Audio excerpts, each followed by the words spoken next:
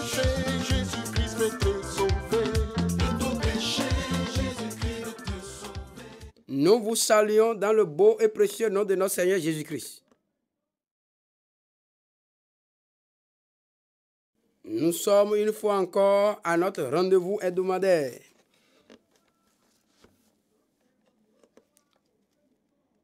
Pour écouter la parole de Dieu. Baissons la tête dans la prière.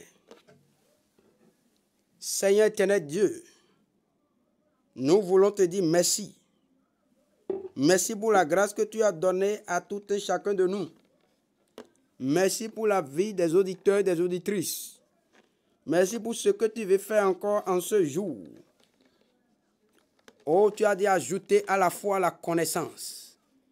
Je prie, Seigneur, que tu ajoutes encore la connaissance à la foi des auditeurs et des auditrices ce jour.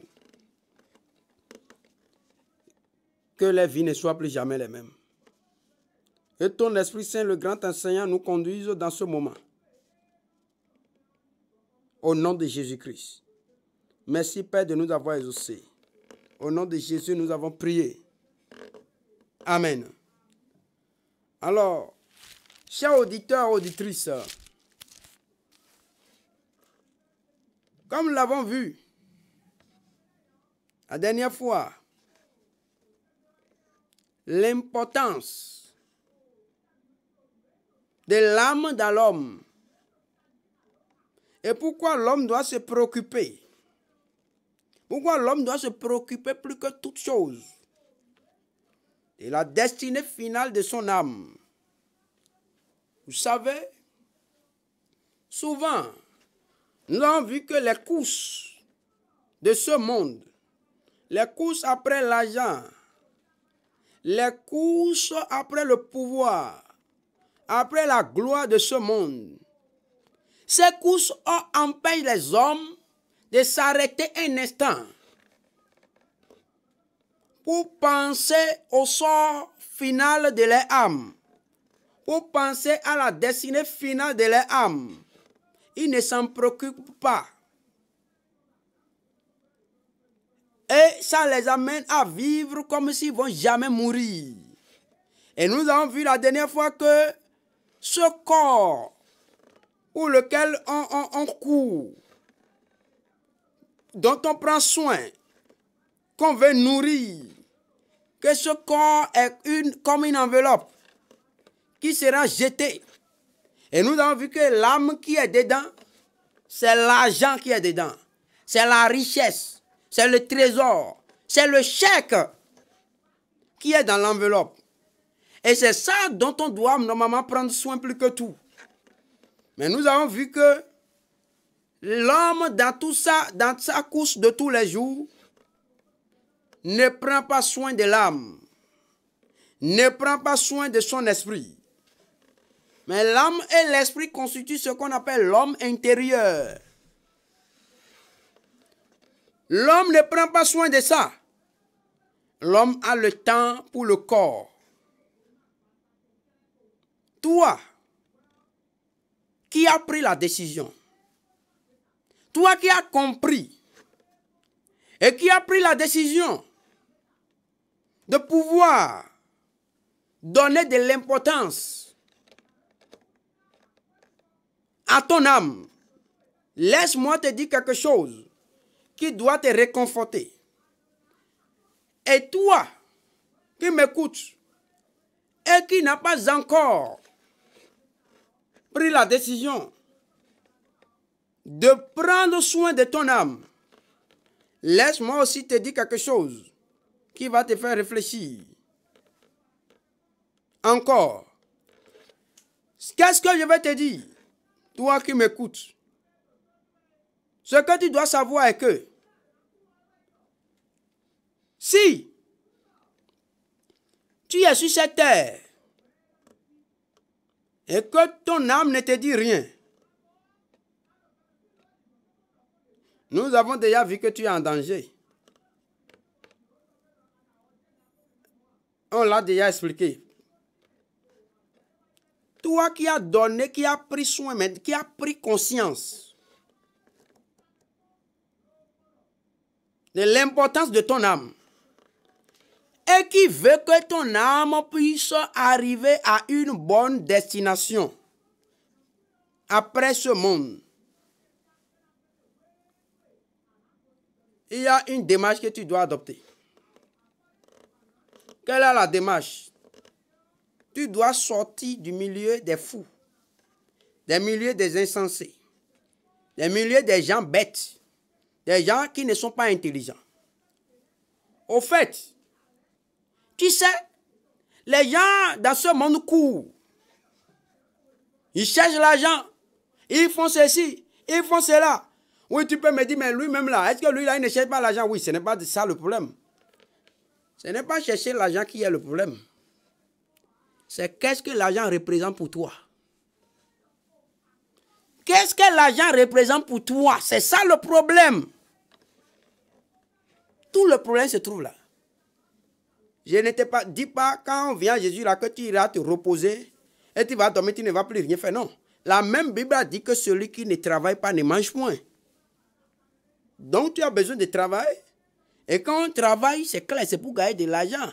Parce que si tu n'as pas l'argent, tu ne veux pas te présenter dans une boutique pour dire vendez-moi, ou bien dans un restaurant pour dire vendez-moi à manger parce que je suis chrétien, quelqu'un va te donner. Non.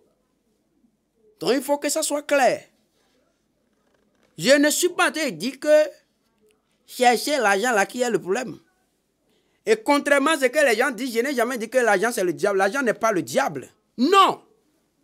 Parce que c'est Dieu qui a créé l'argent. Il est le propriétaire de l'or et de l'argent. Donc tout le problème ce n'est pas l'argent. Mais le problème c'est l'amour, l'amour de l'argent, l'amour de l'argent. L'amour de l'argent. Tu vois, c'est tout le problème. Oui. L'amour de l'argent. Oh, tu vois, je vais te dire quelque chose. C'est comme la Nivaquine, quelqu'un est malade. Médicament, est-ce que piqûre là? Est-ce que piqûre là c'est doux? Piqûre ce n'est pas doux. Mais quelqu'un qui est malade là, il a besoin de piqûre. Oui. Ça veut dire quoi? Mais est-ce que quelqu'un va dire j'aime la piqûre? J'aime la piqûre, quelqu'un dit ça? Non. Est-ce que quelqu'un dit j'aime Nivaquine? Et pourtant la Nivaquine est nécessaire. Oui, c'est comme ça, il faut voir l'argent. Quand tu vois l'argent comme ça, tu ne peux plus l'aimer. La Nivaquine, de la même manière que la Nivaquine est nécessaire. Vous avez vu, maintenant on a dit que Nivaquine là, c'est ça qui guérit le coronavirus même. Vous voyez, non? Donc les gens ont trouvé que Nivaquine là même c'est intéressant maintenant. Est-ce que quelqu'un qui a coronavirus par exemple, on lui a dit que c'est Nivaquine qui va le guérir là? Est-ce que lui va dire que oh, lui n'aime pas l'odeur ou bien le goût de Nivaquine? Il ne va pas dire ça. Même s'il n'aime pas là, quand même c'est utile pour lui, c'est nécessaire pour lui. C'est de la même manière qu'il faut voir l'argent. Mais quelqu'un qui est malade, on veut lui donner Nivaquine, il ne va jamais dire moi j'aime Nivaquine, non. Mais comme il est malade, et on a dit que c'est ça qui va le guérir, il a besoin de ça. C'est de la même manière qu'il faut voir l'argent. Si on dit que nous sommes dans un monde où sans l'argent tu ne veux pas aller acheter à manger, mais tu as encore envie dans ce monde et tu as besoin de manger, donc c'est normal que tu ailles chercher l'argent. Mais si tu aimes l'argent, tu vois, l'argent va devenir problème pour toi. C'est comme quelqu'un qui aime Nivaquine. S'il dit qu'il aime Nivaquine, le goût de Nivaquine, il risque de prendre Nivaquine plus que la dose qui est prescrite. Et s'il prend la dose plus que la dose qui est prescrite, qu'est-ce qui va se passer? Mais il aura overdose, il va mourir par overdose. C'est la même chose par rapport à l'argent. C'est pourquoi il dit l'amour de l'argent est la racine de tous les maux. Selon 1 Timothée 6. 1 Timothée 6. Qu'est-ce qu'il dit? 1 Timothée 6, verset 9. Il dit, mais ceux qui veulent s'enrichir tombent dans la tentation, dans le piège de beaucoup de désirs insensés. Désirs insensés. Oui, c'est pourquoi quelqu'un peut tuer son prochain à cause de l'argent. On n'a pas dit que chercher l'argent c'est un problème, mais aimer l'argent au point de dire que Je suis prêt à l'avoir à tout prix. C'est tout le problème. C'est le problème, ça. Les gens sont prêts à vendre leurs enfants à cause de l'argent. Tuer les frères à cause de l'argent. Tout le problème se trouve là. Donc ce n'est pas, il dit, ceux qui veulent ça, ils veulent. Il dit, ils tombent dans beaucoup de désirs insensés et pernicieux qui plongent l'homme dans la ruine et la perdition. Ça va t'amener à vendre ton âme. À cause de ça, beaucoup sont allés à la plage pour aller vendre leur âme à Mamiwata. Les gens sont rentrés dans les sectes pour aller vendre leur âme au diable. Et à cause de ça, chaque samedi, chaque vendredi, chaque jour, bien chaque mois, chaque 5 du mois, chaque tel jour, il doit faire tel sacrifice à un esprit, à un démon. Or, ce démon ne peut pas sauver ton âme de l'enfer. C'est Jésus seul. Tout le problème se trouve là. Verset 10, car l'amour de l'argent est une racine de tous les maux. L'amour. Ce n'est pas l'argent lui-même, hein. Son amour, l'amour. Oh, Dieu a dit, le plus grand commandement, c'est quoi? Il dit, tu aimeras le Seigneur ton Dieu de tout ton cœur, de toute ton âme, de toute ta force, de toute ta pensée. Et tu aimeras ton prochain comme toi-même. Mais le monde dans lequel nous sommes est que les gens sont saisis par le virus de l'amour de l'argent. Ce virus est plus dangereux que le coronavirus, s'il vous plaît. Non, ça c'est plus dangereux que le coronavirus. Puisque si ce n'est pas l'amour de l'argent, pourquoi est-ce que les gens vont continuer par fabriquer cigarettes alors que mais ils mettent sur la boîte le tabac tue, rune. Mais lui, il sait ça, il écrit ça sur la boîte. Et pourtant, il vend. C'est quoi le problème? L'amour de l'argent. Le nombre de personnes que cigare tue là. Est-ce que le coronavirus a déjà tué ça? C'est ça le problème. Aujourd'hui, il y a des virus, on entretient, on va dire non. Si on trouve quelqu'un trouve un médicament contre ça là, il faut tout faire pour que le médicament là ne sorte pas ou bien on va le tuer. Pourquoi? L'amour de l'argent. Quel est le problème? C'est l'amour de l'argent. C'est une racine de tous les maux. Il dit, quelques-uns, en étant possédés, se sont égarés loin de la foi. Et se sont jetés eux-mêmes dans bien de tourments. Voyons quelque chose dans Proverbe 11, 28. Proverbe chapitre 11, verset 28. Celui qui se confie dans ses richesses tombera. Celui qui se confie dans ses richesses tombera. Mais les justes verdiront comme le feuillage. Tu vois ça? Voyons. Proverbe 15, 16 encore. Qu'est-ce qu'il nous dit?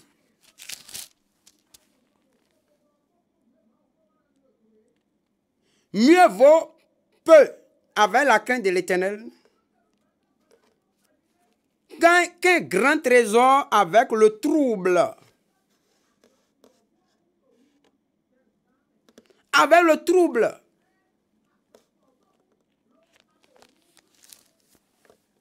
L'amour de l'argent, c'est la chose terrible.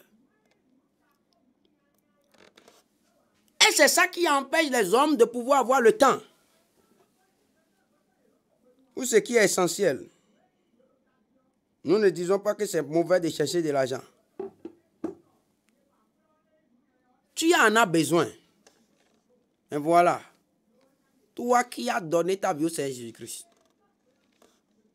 Toi qui as pris conscience pour savoir désormais que ton âme est plus importante.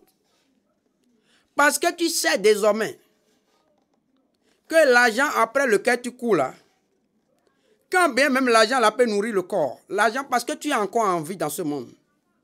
Tu as besoin de l'argent. Tu en as besoin pour te soigner, pour soigner le corps quand tu seras malade. Tu en as besoin pour nourrir le corps quand tu as faim. Tu en as besoin pour couvrir le corps contre la nudité, contre le froid. Pour te vêtir, tu en as besoin. Tu en as besoin pour donner un abri à ton corps. Tu as besoin de l'argent. Oui, c'est vrai. Mais cet argent-là n'est utile que pour ce monde parce qu'il n'est utile que pour le corps. Il ne peut rien faire pour l'âme. Ton argent ne peut rien faire pour l'âme. Voilà que le corps, là, c'est de la poussière. Et il va retourner à la poussière. Mais l'âme, lui, nous avons vu que l'âme, c'est le grand trésor qui est en toi. Et lui va demeurer éternellement. Et l'argent après lequel tu cours dans ce monde ne peut rien faire pour assurer l'âme. Tu peux prendre l'argent pour donner, pour souscrire à un contrat d'assurance dans une compagnie d'assurance. L'argent là peut te donner une assurance contre quoi? Ça peut te donner une assurance maladie. Ou que quand tu seras malade, on va prendre soin de toi. Assurance retraite. Ou que quand tu seras à la retraite. Mais il n'y a pas assurance mort. L'assurance, même ce que les gens appellent l'assurance vie, ce n'est pas une assurance qui t'empêche de mourir. Non. Peut-être c'est une assurance que quand tu vas mourir là, on va donner ça, l'argent à tes enfants. Tu vois, mais ça ne te garantit pas. Ça ne t'empêche pas de mourir. Donc, mourir c'est quoi? C'est quand l'âme est séparée du corps. Quand l'âme rentre dans un autre parcours. L'âme rentre dans un nouveau voyage. C'est ça qui est la mort. Tu peux souscrire à une assurance voyage pour quitter le Bénin pour aller en France. Ça, c'est l'argent qui peut te donner assurance au voyage. Ça, c'est le voyage de ton corps. Mais le voyage de l'âme qui est la mort, quand tu rentres dans l'éternité, le voyage de l'éternité, l'argent ne peut pas te donner une assurance pour ce voyage. Non. Seul Dieu peut te donner cette assurance. Seul Jésus peut te donner cette assurance. Or, le voyage de l'éternité qui est le voyage de l'âme, qui est la mort, ce voyage, c'est un voyage qu'on fait, on ne revient plus. Et ce voyage, c'est un voyage éternel. Alors, mais c'est Dieu seul qui te donne l'assurance dans ce voyage. Ça veut dire quoi? Toi qui as pris conscience de l'importance de ton âme, il y a quelque chose que tu dois faire maintenant de différent aux autres qui ne cherchent, des autres qui n'ont pas encore pris conscience. Qu'est-ce que toi tu dois faire? Les autres ne cherchent que l'argent. Ils ne cherchent que le pouvoir. Mais toi, à côté de ça, toi tu dois changer ton échelle de préférence. Tu dois changer ton échelle de préférence. Tu dois changer ton échelle de priorité. Ta priorité doit changer. La priorité désormais doit être quoi? Tu dois rechercher désormais Dieu. Si tu es vraiment intelligent. La recherche de Dieu doit prendre le pas désormais sur la recherche de l'argent. Je ne t'ai pas dit que tu ne vas pas chercher l'argent parce que moi, je n'ai pas ouvert une banque là-bas pour les paresseux, on va leur donner toujours de nourriture, non. Tu dois travailler pour pouvoir manger, pour entretenir ton corps pendant que tu vis. Mais n'oublie pas que ton corps est juste une enveloppe dans laquelle se trouve l'âme. Et que tu ne dois pas passer plus de temps. Tu ne dois pas dépenser plus de temps pour entretenir le corps. Et négliger l'âme et l'esprit. Or, nous avons vu que l'âme et l'esprit, c'est ce qui est éternel. L'esprit, c'est la dimension divine dans l'homme. Et l'âme, c'est la partie de l'homme qui ressent les douleurs, les joies, les peines, les plaisirs. C'est l'âme qui ressent ça et lui, elle-même demeure éternellement avec l'esprit. Et elle peut se retrouver dans le ciel comme dans l'enfer. Donc tu dois devenir intelligent et prendre la décision maintenant. Maintenant que tu as pris la conscience de la destinée, tu as compris que la destinée éternelle de ton âme est importante, maintenant tu dois prendre, il y a un pas supplémentaire que tu dois faire. Il y a une décision supplémentaire que tu dois prendre. Il y a un engagement supplémentaire que tu dois prendre. Il y a une révolution qui doit se produire maintenant dans ton esprit. Quelle est cette révolution? Tu dois changer maintenant ton échelle de priorité. Tu dois savoir que désormais, je dois chercher Dieu. L'argent peut garantir le voyage de mon corps. L'argent peut garantir le soin de mon corps, peut me donner climatiseur pour que je puisse, mon corps soit vraiment dans le climatiseur, une bonne voiture climatisée, une maison climatisée, une bonne nourriture pour mon corps. L'argent peut me procurer ça. Mais l'argent ne peut pas procurer de bons soins à mon âme quand je vais quitter ce monde. Seul Dieu peut procurer, peut garantir de bons soins. Un bon endroit, un bon entretien pour mon âme quand je vais quitter ce monde. C'est seul Dieu.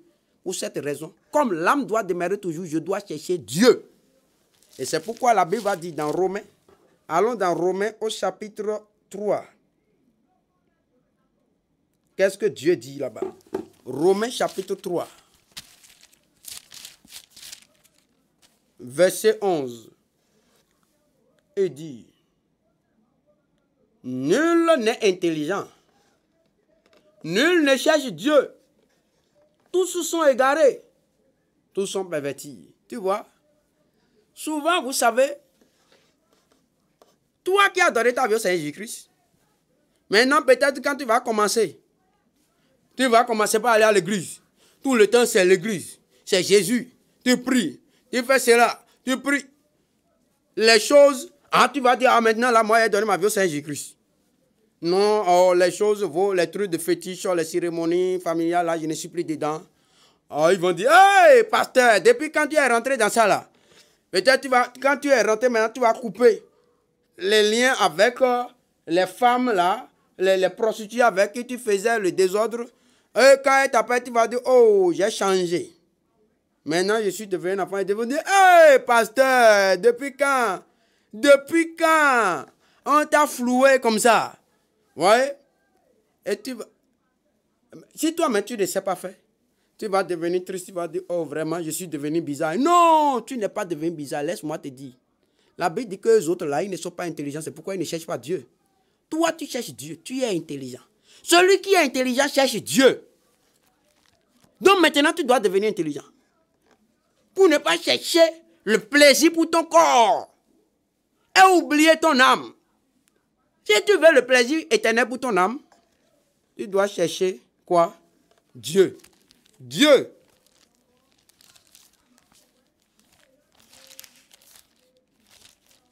Alors, qu'est-ce qu'il dit?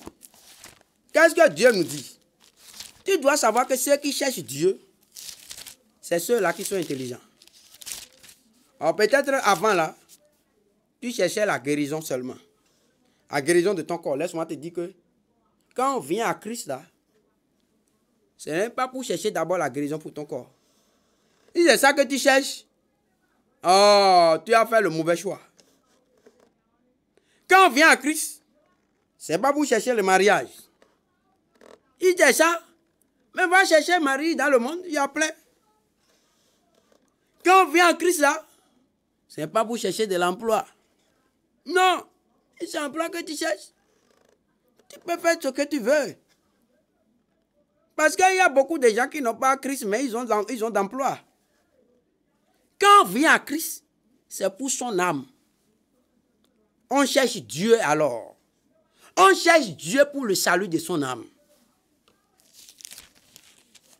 Mais si c'est l'argent que tu veux, tu n'as pas besoin de chercher Dieu.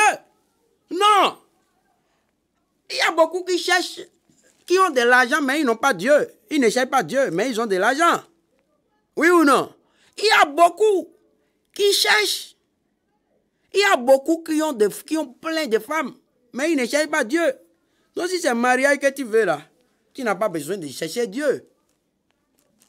Non. Si c'est le pouvoir, les postes politiques que tu veux dans ce monde-là, non, tu n'as pas besoin de chercher Dieu. Beaucoup les gens sont présidents, rois, ministres, beaucoup de choses, mais ils ne cherchent pas Dieu. Quoi le problème? Pourquoi toi tu vas passer ton temps à dire veiller, prier, jeûner, faire ceci, cela, pour avoir un poste politique, alors que des gens ne font pas ça. Et ils ont les postes politiques. Pourquoi toi tu vas souffrir inutilement comme ça? Non. Non. Si on vient à Christ, si on vient à Dieu par Jésus-Christ, c'est pour faire quoi? C'est pour, on le cherche. Ce n'est pas pour avoir poste politique. Ce n'est pas pour avoir de l'argent. Ce n'est pas pour avoir maison, voiture, non. Les gens n'ont pas, ils ne cherchent pas Dieu. Ils n'ont pas Christ. Mais ils ont maison, voiture, tout. Mais quand on cherche Dieu, si c'est maison, voiture, tout ça là que tu cherches, va chercher l'argent. Avec l'argent, tu peux avoir ces choses. Mais, quand tu veux le salut de ton âme, tu vas chercher Dieu. Tu es intelligent. Alors, c'est pourquoi Dieu dit dans Psaume 14. Psaume 14, verset 2. L'Éternel du haut des cieux regarde les fils de l'homme pour voir s'il y a quelqu'un qui soit intelligent, qui cherche Dieu. Oh, tu vois, Dieu veut voir si quelqu'un est intelligent. Les intelligents, ils cherchent quoi? Ils cherchent Dieu. Ils cherchent Dieu. Alors toi qui as pris conscience et tu as donné ta vie au Seigneur Jésus-Christ, à partir d'aujourd'hui, il va te dire, ne va pas à l'église. Si tu vas à l'église, il ne faut pas que ta première préoccupation soit Dieu, donne-moi, je suis malade, guéris-moi. Dieu, donne-moi l'argent, j'ai faim, je veux manger. Dieu, oh, donne-moi poste politique. Oh Dieu, donne-moi femme, je veux femme. Oh, mon âge a avancé. Dieu, donne-moi mari, je vais rentrer dans ménopause. Dieu, donne-moi non. Il ne faut pas que cela soit ta priorité. Si c'est ça là, laisse Dieu de côté. Cherche maintenant Dieu pour le salut de ton âme. Quand tu vas commencer par chercher Dieu, qu'est-ce que Dieu va faire? Comme tu cherches Dieu dans la prière et tu t'attaches à lui tout le temps, qu'est-ce qui va se passer? Tu vois, Dieu est 3 fois saint. Comme Dieu est 3 fois saint, tu vois, plus tu restes dans sa présence, tu médites sa parole, tu pries, tu le cherches, tu vois. C'est comme l'aimant. Tu vois ce qui se passe avec l'aimant. Tu prends un aimant et tu mets une lame à côté de l'aimant ensemble avec l'aimant.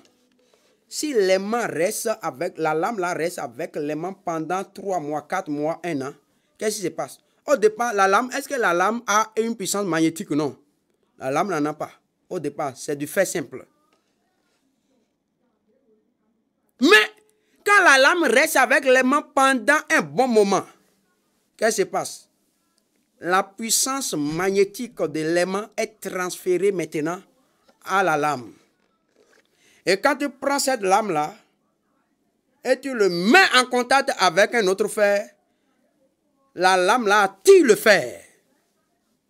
Parce que la puissance magnétique qui était dans l'aimant est transférée maintenant à la lame. C'est la même chose qui se passe lorsqu'un homme cherche Dieu dans la prière. Il va quand même pas dire, Seigneur, je te cherche, je vais te ressembler, sanctifie-moi. Qu'est-ce qui va se passer? Avec le temps. Et il me dit la parole de Dieu, qu'est-ce qui se passe? Au fur et à mesure qu'il lit la Bible, il me dit la parole de Dieu, il prie. Les mauvais désirs commencent par sortir de son cœur. Dieu commence par enlever les mauvaises choses, les mauvais désirs, l'impudicité, la cupidité, l'amour du monde, la convoitise des yeux de la chair, l'impureté, l'amour de la drogue, de l'alcool. Dieu commence par enlever ces choses de son cœur. Son âme commence par rejeter, par dédaigner ces choses, parce que Dieu est saint.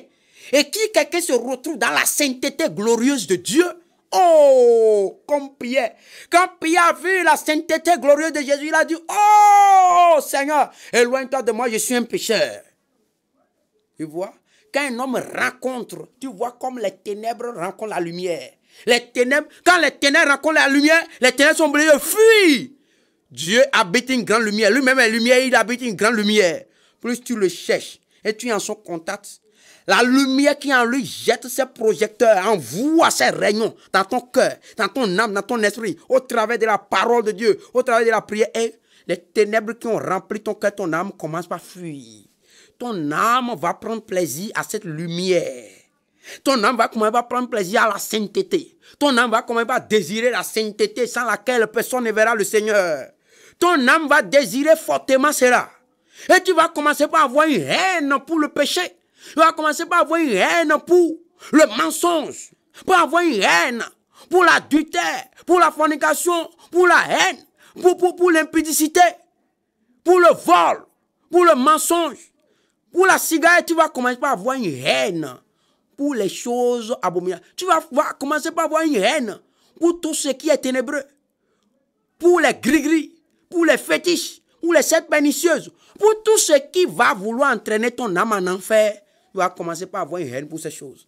Et ton âme va commencer par désirer les choses d'en haut, les choses célestes. Ton âme va commencer par désirer, ton âme et ton esprit vont commencer par désirer le ciel, désirer les choses célestes, désirer vivre toujours avec Jésus.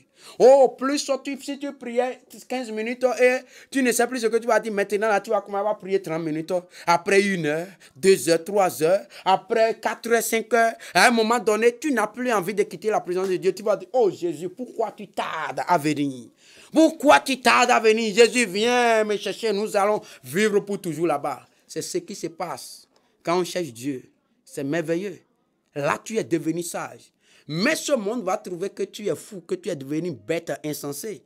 Ça, c'est normal.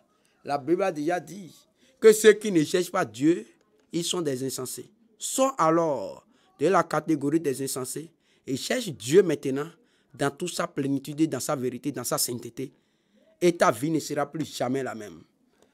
Si tu veux chercher désormais Dieu, en esprit, en vérité, il dit dans Jérémie 29, 23, il dit, vous me chercherez, vous me trouverez, si vous me cherchez de tout votre cœur. Vous me chercherez. Est-ce que tu vas chercher Dieu? Vous me chercherez. Jérémie 29, verset 3, vous me chercherez, vous me trouverez, si vous me cherchez de tout votre cœur. Il sera un chercheur de Dieu. Dieu est plus que l'or. Dieu est plus que l'argent, plus que toutes les richesses du monde. Cherche-le. C'est lui qui a tout créé, c'est lui qui est la source de toutes choses. Est-ce que tu peux devenir sage et te mettre à chercher Dieu? Ta vie ne sera plus jamais la même. Baissons la tête dans la prière. Tu vas dire, Seigneur, je reconnais que j'ai perdu assez de temps. Je me dis que je suis chrétien, mais je ne suis pas intelligent. Je perds mon temps à chercher d'autres choses dans ce monde. Mais je ne te cherche pas. Seigneur, maintenant, je vais sortir de cette catégorie. Et je vais devenir sage. Je vais devenir intelligent. Je vais te chercher. Car tu es la source de toutes choses. Et tu es l'assurance d'une vie éternelle heureuse. C'est toi qui peux donner une garantie pour mon âme dans l'éternité. Je vais désormais te chercher. Seigneur, aide-moi à te chercher. Aide-moi à te donner la priorité. La priorité en toutes choses. La priorité dans mes courses de tous les jours. Oh Seigneur Jésus, aide-moi à te chercher tous les jours. À te donner la priorité. Et qu'à la fin de ma vie, tu puisses me dire, bon et fidèle serviteur, entre dans la joie de ton maître. Merci Père de nous avoir exaucés. Au nom de Jésus, nous avons prié. Amen.